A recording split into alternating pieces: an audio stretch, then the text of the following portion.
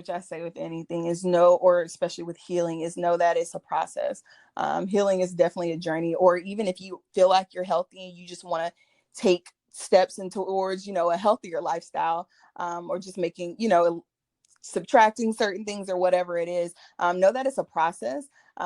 Because I think a lot of times we get, or at least speaking for myself, I get very ahead of myself. And I'm like, I can see myself here. Let me just jump here. And so I would say first step is just kind of know that it's a process. And then also just start. I also tell people to think about adding rather than just trying to subtract everything at once, because a lot of times it's really hard when it's something that we've been doing our entire life, especially like for me, I've always eaten soul food and all that. Like that's what I grew up on. So it was very hard for me to just say, today I'm gonna wake up and I'm not gonna eat anything bad, And so over time, it became more of like, okay, like, especially, consulting with my doctors, and they're like, well, just start adding more. So start incorporating more leafy greens, start drinking more water, maybe take this herb, start adding. And then as I begin to feel better, I was like, okay, now I don't need these other things. And so I begin to subtract little by little. I'm like, okay, well, you know what? I'm not going to eat this processed food anymore, or I'm not going to eat all these, things that can cause more inflammation in my body that is going to make me worse, so then I'll start subtracting things. But I would say definitely focus on adding more things. Also start cooking.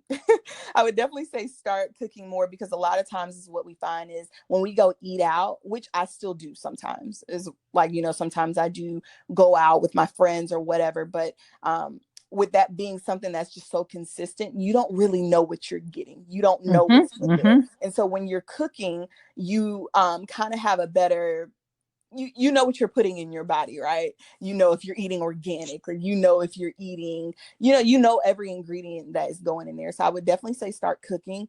Also, find some inspiration. When I first got on this journey, I started following pages on Instagram. I started watching YouTube videos. I started watching documentaries and things like that. Like, especially, I told you before, I was very interested in cancer. So I started watching the Truth About Cancer documentary and the autoimmune series by the same director, and all these different things. I watched, what was that show on Netflix? What the Health?